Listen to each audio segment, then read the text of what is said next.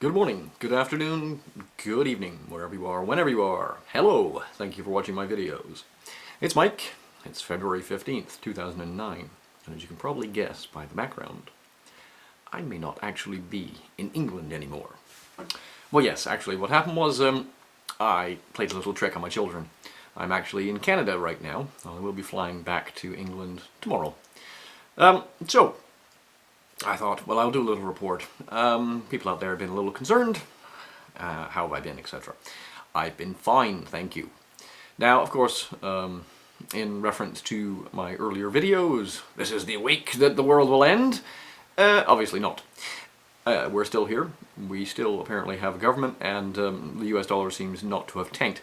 However, it would also appear that the price of gold has gone up roughly 8%. 7%, something like that. And it has been the worst week on the Dow Jones stock market for the last 3 months. So perhaps Reinhardt has something or other to say about these things.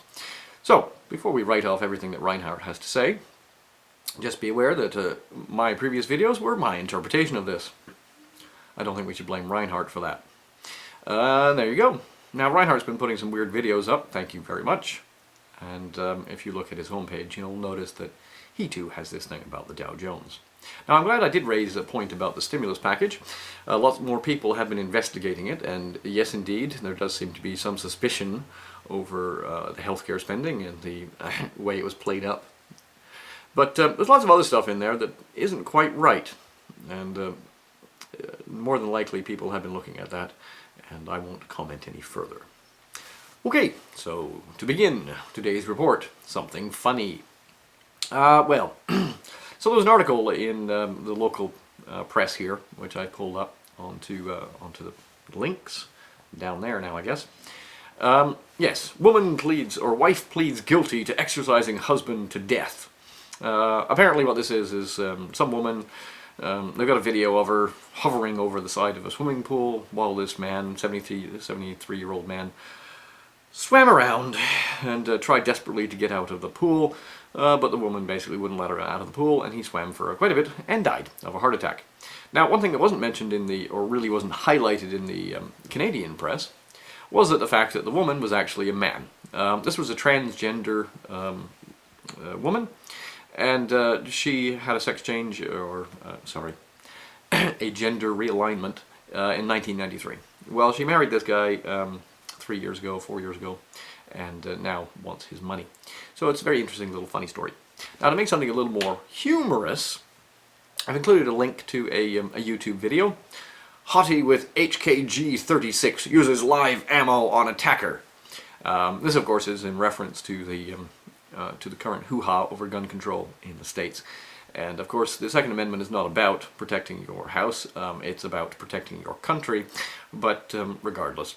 I thought it was quite funny, and it's good for a laugh. It's actually quite funny at the end. It is, after all, just it's all an advertisement. Yes, so Wall Street dropped most in nearly 3 months. There's a link to an article, and also gold went from $900 an ounce to ended the week at $940 an ounce. So for those of you that took my advice about getting some gold, you've probably made a little bit of money. Not bad return on the week. So that's pretty good. Anyway, so now the other thing about the week was, and I pointed this out in one of my replies to the comments, Thursday something really weird happened. If you were watching the Dow Jones in the middle of the day, you would have noticed that it was dropping and dropping and dropping as they were yakking on about TARP and all kinds of other weird things, and Geithner was up there trying to explain what TARP was all about. Yeah, Thursday afternoon something quite weird happened. Around about 3 o'clock in the afternoon, with 1 hour to go in trading, the Dow Jones hit 7,700, which would have been quite a dramatic drop on the week if it had continued at that level. Well, about 7,700, something weird started happening. And if you go back and look at the graphs, you will, what was happening with the trading, you'll see there's a sudden spike upwards. Now, my best guess as to what's going on is something called the Plunge protection team. Now, a lot of people in the States don't even know this exists. Yes, so this was created in 1988 by an executive order, Executive Order 12631, recognizing the goals of enhancing the integrity, efficiency, orderliness, and competitiveness of our nation's financial markets and maintaining investor confidence. This essentially created what's called the President's Working Group.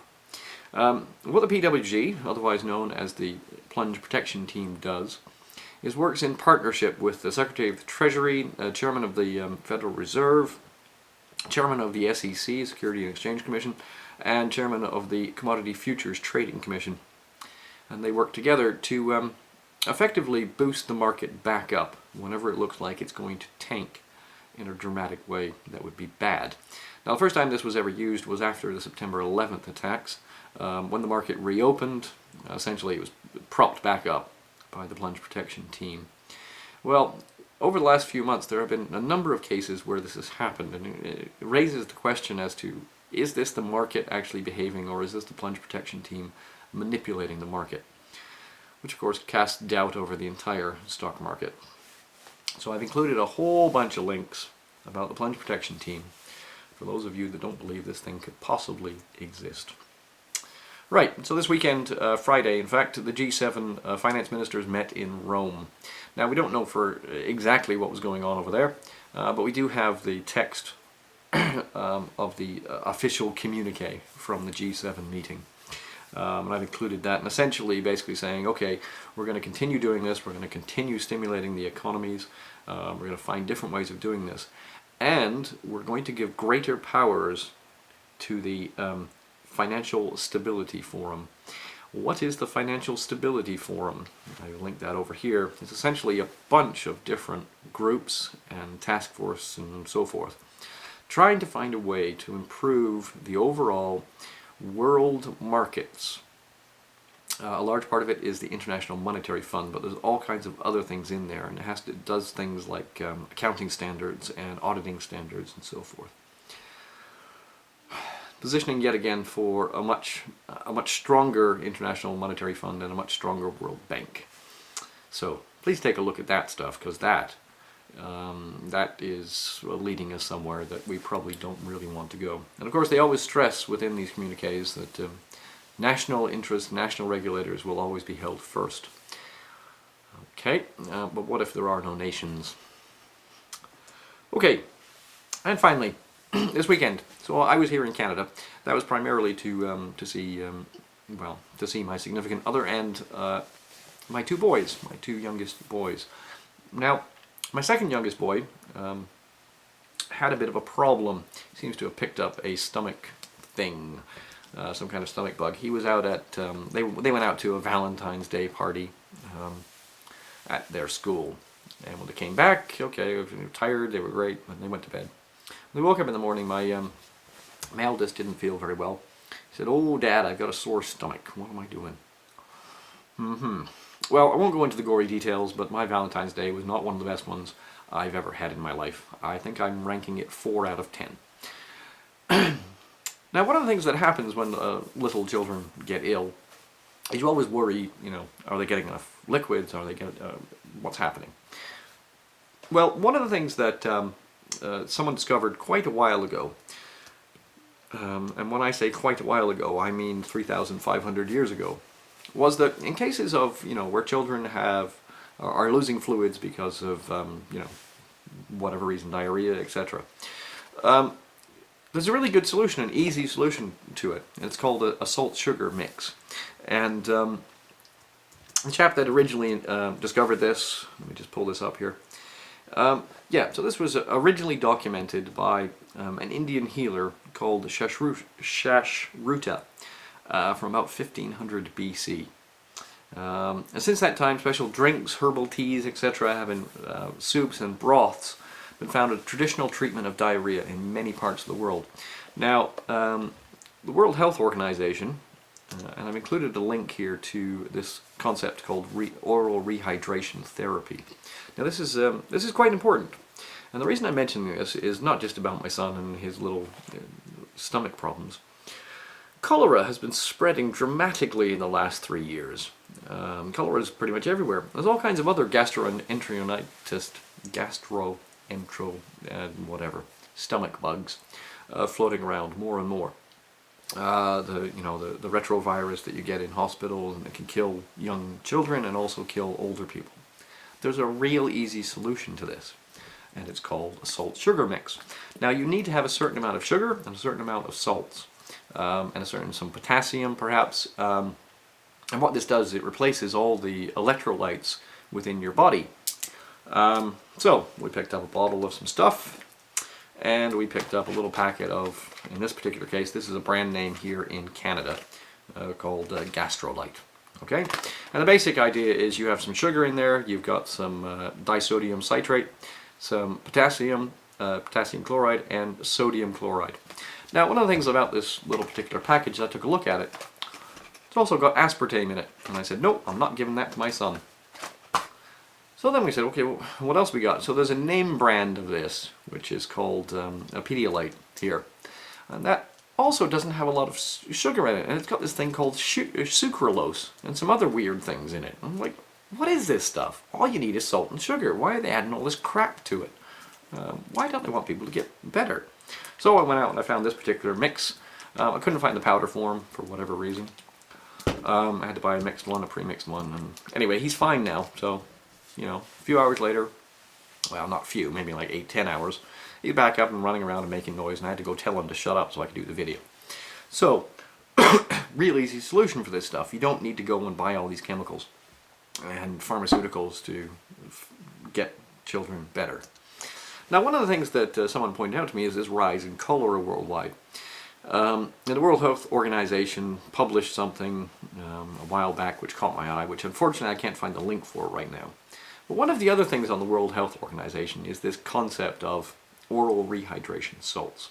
So they'll provide, in cases of, where there's a lot of diarrhea, or, the young kids are very, very ill and they're having difficulty retaining food, the solution is to use this oral rehydration.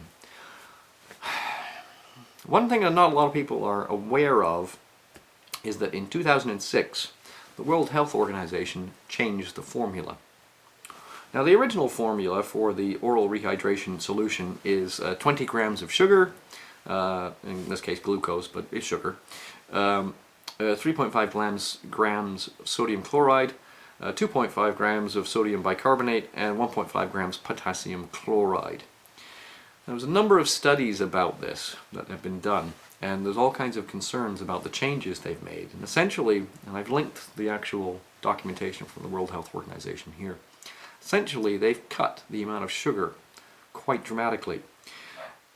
And one of the other things they say is, in addition to using the oral rehydration salts, or fluids, you should also be giving people zinc sulfate. And I was like, zinc sulfite? What the heck are they using that for? Well, I've included a link here also to a Yahoo Health page.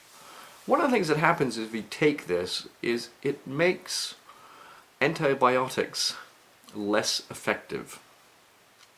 So one must immediately question, what is the World Health Organization up to?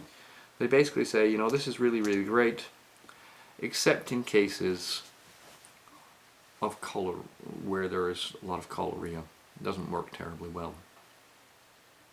Well, the whole thing about oral rehydration salts was it was discovered that it was effective in the 50s using the original formulation in areas infected with cholera. So one has to question, what is the World Health Organization up to?